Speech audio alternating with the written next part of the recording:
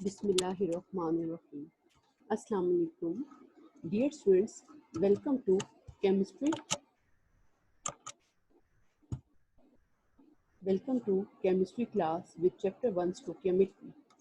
Today topic under discussion is yields. Yields की types. These are actual yields, theoretical yields and percentage yields. Why actual yield is less than theoretical yield? Then we will have sample problem 1.9, 1.10, then question from exercise, that is question number 4b, and at the last assignment. First of all, what are different forms of the yield? Theoretical yield, actual yield, and percentage yield. Quantity of product obtained or calculated from balanced chemical equation is called theoretical yield. वो yield जो हम balance chemical equation से calculate करेंगे और ये सारा का सारा रिटन वर्क होगा, पेपर वर्क होगा, ये थियोरेटिकल यील्ड है. Quantity of product that is actually produced in a chemical reaction, वो प्रोडक्ट जो एक्चुअली प्रोड्यूस होंगे केमिकल रिएक्शन के जरिए लैब में, इंडस्ट्री में या कहीं भी और जगह पे, with the help of a chemical reaction, that is the actual yield. वो प्रोडक्ट जो एक्चुअली हमें ऑब्टेन होता है, जो फिजिकली हमें ऑब्टेन होता है by chemical reaction either in lab और industry, that is the actual yield. To deal with theoretical actual yield, it is quite tough. So we have a midway, that is the percentage yield. We calculate percentage yield by actual yield divided by theoretical yield multiplied by 100. It is easy to deal with percentage yield, so chemists deal with percentage yield. बहुत सारे reactions ऐसे हैं जिनमें actual yield तकरीबन और almost equal है theoretical yield के. ये रिएक्शंस कम हैं, ये क्वांटिटेटिव रिएक्शंस हैं और ये केमिकल एनालिसिस में यूज होते हैं. Majority of the reactions that we deal are another type. वो रिएक्शंस हैं जिसमें एक्चुअल यील्ड जो प्रोड्यूस होती है वो लेस होती है थियोरेटिकल यील्ड के. Now what are the reasons behind this? Why actual yield is less than theoretical yield in majority cases? It is because some side reactions may produce byproducts. कुछ reactions में आपके पास byproducts produce हो जाते हैं और ये byproducts जो हैं वो आपकी yield को कम कर देते हैं. Reactions are reversible. कुछ रिएक्शंस जो हैं वो रिवर्सिबल होते हैं, प्रोडक्ट जो हैं वो वापस रिएक्टर में कन्वर्ट हो जाते हैं, तो आपके पास प्रोडक्ट की जो अमाउंट है वो डिक्रीज हो जाती है. मैकेनिकल लॉस हो जाता है फिल्ट्रेशन के दौरान, डिस्टिलेशन के दौरान, सेपरेशन बाय सेपरेटिंग फनल के दौरान, वॉशिंग और क्रिस्टलाइजेशन में, ड्राइंग में. मैकेनिकल लॉस का मतलब क्या है? लाइक अगर आप कॉपर सल्फेट के क्रिस्टल्स क्रिस्टलाइजेशन करा रहे हैं, क्रिस्टल्स बना रहे हैं, तो कुछ क्रिस्टल्स आपके इधर उधर गिर गए, कुछ आपके फिल्टर पेपर के साथ चिपके रह गए, कुछ आपके चाइना डिश के साथ चिपके रह गए, तो इस तरह से मैकेनिकल लॉस हो जाता है. कुछ आपके हैंड्स के साथ लग गया, लाइक दिस. कुछ रिएक्शन जो है वो कंप्लीट नहीं होते, इस तरह से भी प्रोडक्ट की यील्ड कम हो जाती है. कुछ मटेरियल जो हैं वो लॉस हो जाते हैं हैंडलिंग में. जैसे अभी मैंने आपको बताया कि आप सैंपल डाल रहे हैं, ब्यूरेट में निकाल रहे हैं, वहाँ से कुछ 2-4 कतरे हो गए, गिर गए. इसी तरह से कुछ लॉस जो है वो ड्यूरिंग पोरिंग में हो गया, इधर से उधर डालते हुए कुछ लॉस हो गया. तो ये सारा का सारा लॉस जो है वो एक्चुअली आपकी यील्ड को इफेक्ट कर रहा है. इसी तरह से अगर एक इनएक्सपीरियंस वर्कर्स हैं या कोई फॉल्टी मेथड, एक्यूरेट मेथड नहीं यूज किया गया, तो इससे भी यील्ड जो है वो इफेक्ट होगी. Now we have a sample problem 1.9. इसमें वो आपको बता रहे हैं कि एक कॉपर मेटल जो है वो हम प्रोड्यूस करते हैं by the reaction of zinc with copper sulphate. इसमें जो कॉपर सल्फेट है वो 1.274 ग्राम लिया गया है और वो जिंक के साथ रिएक्ट करता है और इससे आपके पास जो कॉपर प्रोड्यूस होता है वो 0.392 ग्राम है. अपने परसेंटेज यील्ड कैलकुलेट करनी है. First of all we have a balanced chemical equation और इससे हमें क्या पता चल रहा है कि 1 mole of zinc react with 1 mole of copper sulphate two gives 1 mole of copper. Mass of copper sulphate जो गिवन है वो कितना है? 1.27 ग्राम. इसको हम कन्वर्ट कर लेते हैं मोल में. मोल में हमने कन्वर्ट किया तो ये हमारे पास कितना आ गया है? 159.6. ये इसका मोलिकुलर मास है और ये जो 159.6 ग्राम ऑफ कॉपर सल्फेट है ये इक्वल है 1 मोल के. 1 मोल किसकी इक्वल है 159.6 ग्राम पर मोल के। अब जो हमारे पास गिवन ग्राम्स हैं वो कितने हैं 1.274 ग्राम है। इसको अब हमने मोल में कन्वर्ट करना है। कैसे करेंगे 1.274 gram of copper sulphate is equal to 1 divided by 159.6 multiplied by 1.274 gram. तो ये आपके पास कितने मोल्स आ गए 7.982 into 10⁻³ moles of copper sulphate. इस स्टेप में आपने सिर्फ मैस को मोल में कन्वर्ट किया है। नेक्स्ट हम देखते हैं बैलेंस केमिकल इक्वेशन से हमें क्या पता चल रहा है कि 1 मोल ऑफ कॉपर सल्फेट से हमें 1 मोल ऑफ कॉपर प्रोड्यूस होगा। तो हमारे पास जो गिवन मोल्स हैं वो क्या है वो 7.982 into 10⁻³ moles of copper sulphate से 7.982 into 10⁻³ moles of copper produce हो गए। नाउ 1 मोल ऑफ कॉपर जो है उसका मास है 63.5 ग्राम। जो गिवन मोल्स हैं उसको हमने मैस में कन्वर्ट किया तो वो हमारे पास आ रहा है 0.5072 ग्राम। ये जो 0.5072 ग्राम है इट इज एक्चुअली थ्योरेटिकल जील। ये एक्चुअली हमारे पास क्या आ गई है थ्योरेटिकल जील, क्योंकि ये सारी की सारी कैलकुलेशंस हमने बैलेंस केमिकल इक्वेशन से की हैं, इसलिए ये सारी की सारी क्या है थ्योरेटिकल यील्ड है।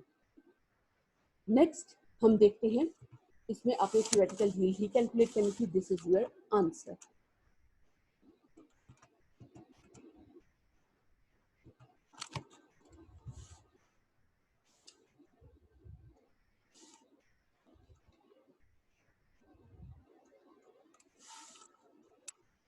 इस थ्योरेटिकल यील्ड को हम एक्चुअल यील्ड में कन्वर्ट, इस थ्योरेटिकल यील्ड से आगे हमने परसेंटेज यील्ड कैलकुलेट करनी है, बट सॉरी वो यहाँ पे शायद स्लाइड मिसप्रिंट हो गई है। इसमें थ्योरेटिकल यील्ड के बाद एक्चुअल यील्ड की बारी आएगी। एक्चुअल यील्ड क्या है ये इन्होंने हमें जो दी हुई है ये एक्चुअल यील्ड है, ये एक्चुअल यील्ड है, ये थ्योरेटिकल यील्ड है। अब हम परसेंटेज यील्ड कैलकुलेट करेंगे। कैसे कैलकुलेट करेंगे percentage yield is equal to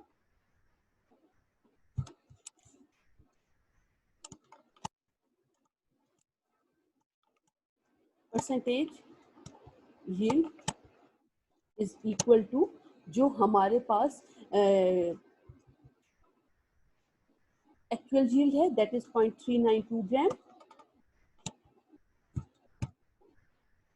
0.392 gram divided by जो हमारे पास थ्योरेटिकल यील्ड है 0.0507 मल्टीप्लाइड बाय 100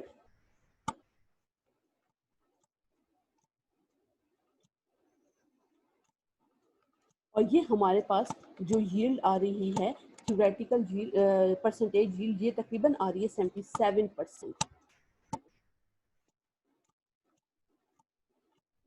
ये हमारे पास 77% परसेंटेज यील्ड हमने कैलकुलेट कर दी है सैंपल प्रॉब्लम 1.9 के लिए। नेक्स्ट है सैंपल प्रॉब्लम 1.10। इसमें हमारे पास क्या है कि आपके पास 2 मोल्स ऑफ मीथेन गैस हैं और ये आपके पास रिएक्ट कर रहे हैं एक्सेस ऑफ क्लोरीन के साथ। As a result 177 gram of carbon tetrachloride obtain हो रहा है। इसमें आपने कैलकुलेट करिए थ्योरेटिकल यील्ड, एक्चुअल यील्ड और परसेंटेज यील्ड। सबसे पहले हमारे पास बैलेंस केमिकल इक्वेशन है और इससे हमें क्या पता चल रहा है कि 1 mole of methane react with 4 moles of chlorine gas to produce 1 mole of carbon tetrachloride and 4 moles of HCl।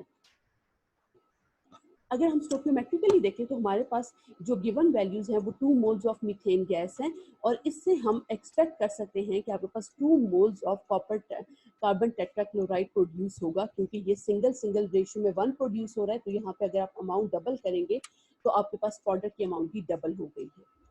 Theoretical yield इसका मतलब है कि हमारे पास क्या आएगा 2 मोल्स ऑफ कार्बन टेट्राक्लोराइड के आ जाएंगे। नाउ ये जो हमारे पास 2 मोल्स हैं इसको हमने कन्वर्ट कर लिया है मैस में, तो ये कितना आ जाएगा 2 × 154 दैट इज 308 ग्राम हमारे पास आ गए हैं मैस ऑफ कार्बन टेट्राक्लोराइड जो कि थ्योरेटिकल यील्ड है। थ्योरेटिकल यील्ड अगेन वो यील्ड जो कि हम बैलेंस्ड केमिकल इक्वेशन से कैलकुलेट करते हैं, ऑन पेपर कैलकुलेट करते हैं, that is theoretical yield. Actual yield 177 gram of carbon tetrachloride है, जो कि हमारे पास गिवन वैल्यू है। नेक्स्ट परसेंटेज यील्ड हमने कैलकुलेट करनी है, उसके लिए हम एक्चुअल यील्ड को थ्योरेटिकल यील्ड से डिवाइड करेंगे और मल्टीप्लाई करेंगे 100 से। तो ये हमारे पास परसेंटेज यील्ड 57.46% आ रही है।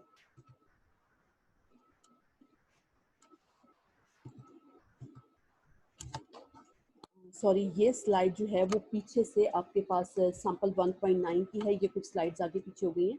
आई एम सॉरी, आप इसको एडजस्ट कर लीजिएगा। ये असल में जो स्लाइड है वो सैंपल 1.9 का बाकी हिस्सा है। एक्सरसाइज क्वेश्चन नंबर 4B, इसमें अगर आप देखें तो वो आपको कहते हैं कि आपके पास नाइट्रोजन रिएक्ट कर रहा है 3 मोल्स ऑफ हाइड्रोजन के साथ और आपके पास 2 मोल्स ऑफ अमोनिया प्रोड्यूस हो रहे हैं।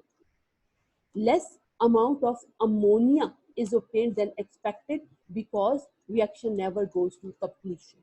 इसमें आपने परसेंटेज यील्ड कैलकुलेट करनी है, जबकि 42 grams of hydrogen and 120 gram of ammonia available है। थ्योरेटिकल यील्ड अगेन वही जो पहले हमने किया है, मास ऑफ हाइड्रोजन जो हमारे पास गिवन है वो कितना है 42 ग्राम, इसको आप मोल्स में कन्वर्ट कर लेते हैं तो ये आपके पास 21 मोल बना है। बैलेंस केमिकल इक्वेशन से हमें क्या पता चल रहा है कि 3 मोल्स ऑफ हाइड्रोजन से 2 मोल्स ऑफ अमोनिया प्रोड्यूस हो रहे हैं।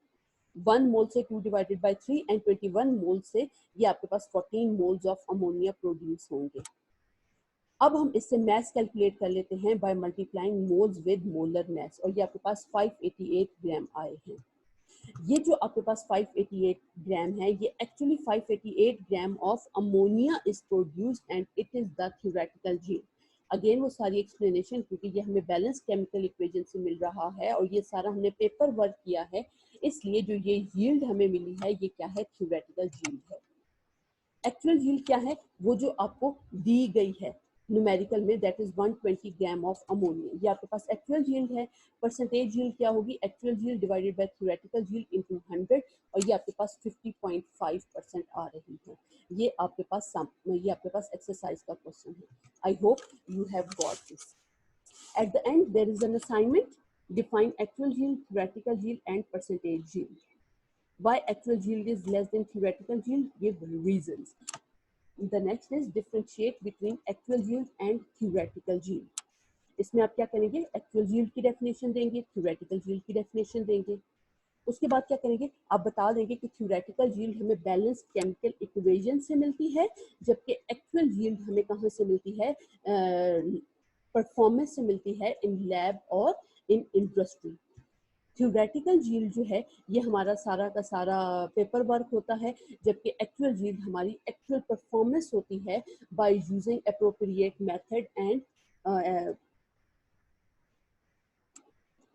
देन आप लास्ट में बता देंगे कि एक्चुअल यील्ड हमेशा लेस होती है थ्योरेटिकल यील्ड से, जबकि थ्योरेटिकल यील्ड जो है वो ग्रेटर होती है एक्चुअल यील्ड से। At the last numerical problem science street bit में, जो आपके चैप्टर के एंड पे है, उसमें 2 न्यूमेरिकल प्रॉब्लम्स हैं, वो आपने करने हैं। One is related to production of ethanol and second is with the solid carbon dioxide manufacture है फ्रॉम मीथेन एंड वाटर। ये दोनों जो हैं वो आपने इसको सॉल्व करना है। I hope so you have enjoyed the lecture. Thank you and have a nice day.